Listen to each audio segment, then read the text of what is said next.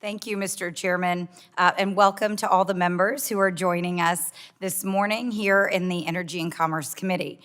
This committee, as the chairman said, has a long history of working together to address the issues that matter most to the American people and will make a meaningful difference in their lives.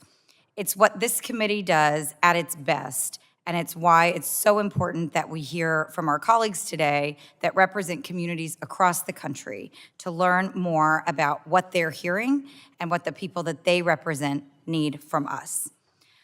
I know when I go back home, what I hear most from people in my district are deep concerns about the cost of living, the cost of healthcare, and the cost of energy and electricity.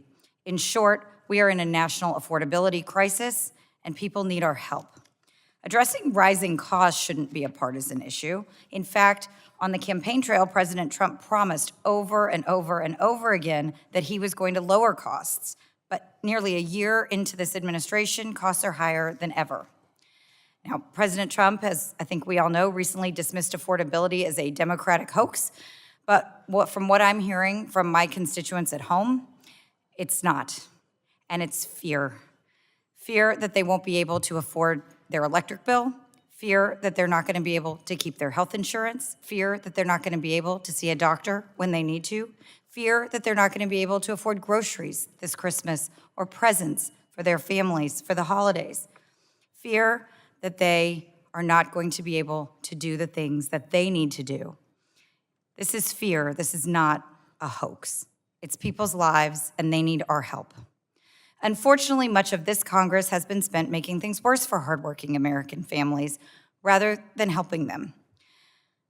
We have spent the vast majority of this year addressing budget issues that have made things worse, not better, for families across the country, and have taken away health care from nearly 15 million people, leaving millions more with premiums and costs that they cannot afford.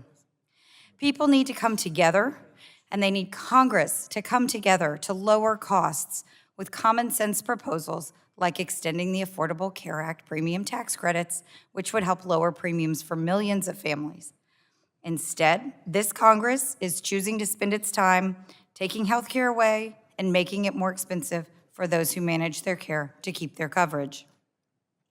Today, we have an opportunity to listen to our colleagues about rising costs and how they're a real threat to American families. And I hope that we will work together, the majority and the minority, to work together to address those concerns, and that no one in Congress will dismiss them as a hoax. So I look forward to hearing from the members who are joining us today, and I thank you all for taking the time to be here. And with that, Mr. Chairman, I will yield back.